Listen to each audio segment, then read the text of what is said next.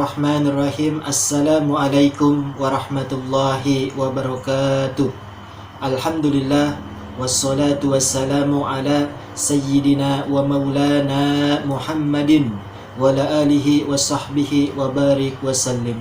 Para hadirin dan para pemirsa Madinah Channel dimanapun berada, ketahuilah anak yatim adalah anak yang semasih kecilnya telah ditinggal ayah tercinta, yang mana patutlah kita selaku kaum muslimin dan muslimat untuk memperhatikan mereka di dalam masalah pendidikan dan juga masalah ekonomi, karena perintah berbuat baik kepada anak yatim, Allah Subhanahu wa ta'ala mengatakan di dalam Al-Quran, wa'budullaha wa la tusyriku bihi syai'an wa bil walidaini ihsana wa bidzil qurba wal yatama wal masakin. Sembahlah Allah Subhanahu wa ta'ala, ibadah kepada Allah Subhanahu wa ta'ala, dan di dalam peribadahan kita jangan mensekutukan Allah dengan sesuatu apapun. Setelah kita mampu beribadah kepada Allah Subhanahu wa ta'ala, wabil walidaini ihsana, berbuat baiklah kepada kedua orang tua kita, mencara membalas jasa-jasanya, membalas pengorbanan-pengorbanannya, membalas didikannya, dan mendoakan yang terbaik untuk kedua orang tua kita. Setelah kita mampu beribadah kepada Allah tanpa mensekutukannya, lalu melakukan kebaikan untuk kedua orang tua kita, wabidzil qurba, Allah juga menyuruh untuk berbuat baik kepada al-qurba, orang-orang yang dekat dengan kita, tetangga-tetangga kita, masyarakat-masyarakat kita. Adapun para mufasyirin, al-qurba diartikan juga orang yang masih ada hubungan darah dengan kedua orang tua kita, kakek dan nenek kita, kakak dari ayah kita, kakak dari ibu kita, adik dari ayah kita, adik dari ibu kita, paman, bibi, dan yang masih ada hubungan darah dengan kita. Allah menganjurkan untuk berbuat baik kepada mereka semuanya. Setelah kita mampu beribadah kepada Allah tanpa mensekutukannya dan melakukan kebaikan-kebaikan untuk kedua orang tua kita dan kepada orang-orang yang dekat dengan kedua orang tua kita,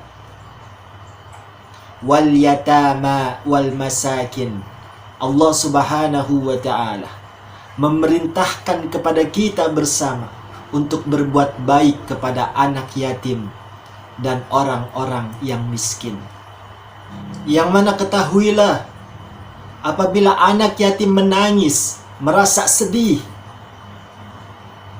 karena perbuatan-perbuatan zalim kita kepada mereka, berbuat aniayah kita kepada mereka semua,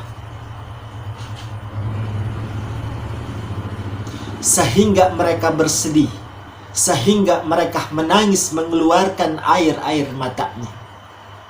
Di dalam salah satu hadis Nabi kita Muhammad sallallahu alaihi wasallam yang akhir sanadnya dari sahabat Nabi Umar bin Khattab radhiyallahu anhu, Rasulullah sallallahu alaihi wasallam bersabda, innal yatima idza duriba ihtazzal arsyur rahman ibukaihi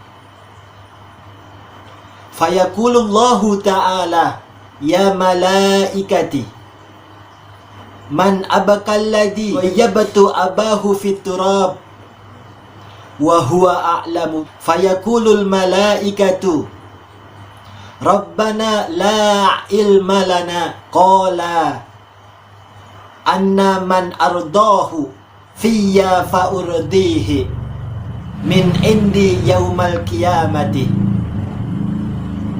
yang artinya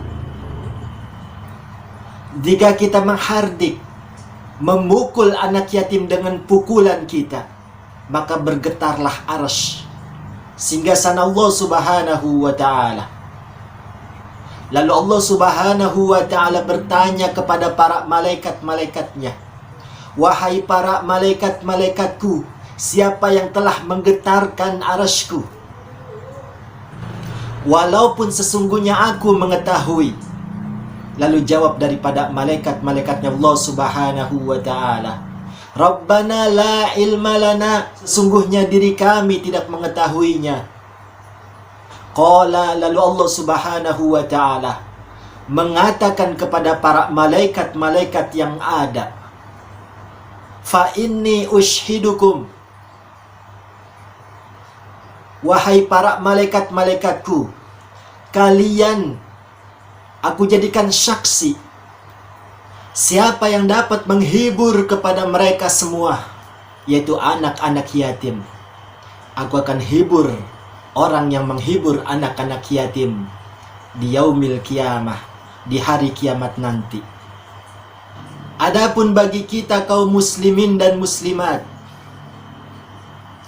yang pernah memakan daripada harta-harta anak yatim, mengambil daripada harta-harta anak yatim, ketahuilah Allah Subhanahu wa ta'ala sangatlah murka kepada kita semuanya. Di dalam surat Al-An'am ayat 152, Allah Subhanahu wa ta'ala berfirman, wala taqrabu malal yatimi illa billati hiya ahsan, dan janganlah kalian sekali-kali mendekati harta-harta anak yatim di dalam maksud mengambil dan mencurinya, illa billati hiya ahsan, kecuali kalian memilikinya dengan cara yang bagus, dengan cara yang terbaik, yang menyebabkan anak yatim tersebut ridho dan rela dalam kita ambil hartanya. Yang mana tatkala harta anak yatim kita olah, maka itu termasuk billati hiya ahsan, dengan cara yang baik. Dikelola harta anak yatim dengan cara yang baik, sehingga anak-anak yatim terpenuhi hidupnya, terpenuhi ekonominya, terpenuhi pendidikannya. Akan tetapi Allah Subhanahu wa ta'ala mengancam kita bersama kepada kita yang memakan harta-harta anak yatim dengan cara yang zalim.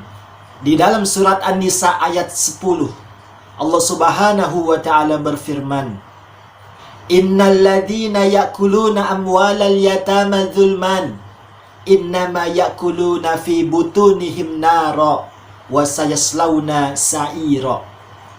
Sesungguhnya orang-orang yang memakan harta-harta anak yatim, innama yakuluna fi butunihim nara, sesungguhnya mereka telah memasukkan api ke dalam perutnya, wa sayaslawna sa'ira,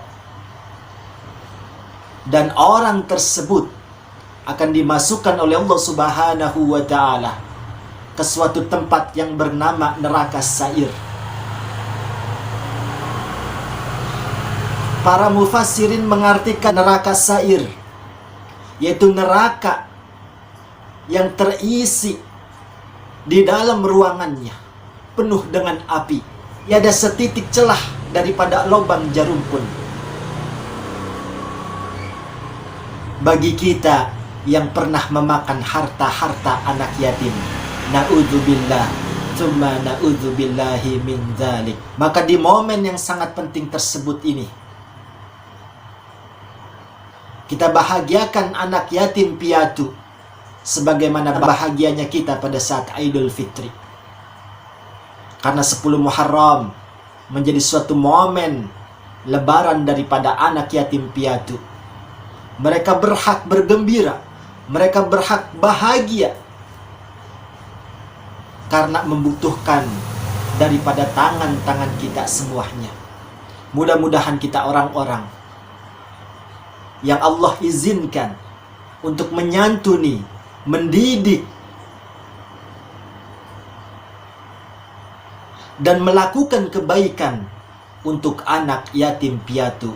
Amin Allahumma ya rabbal alamin.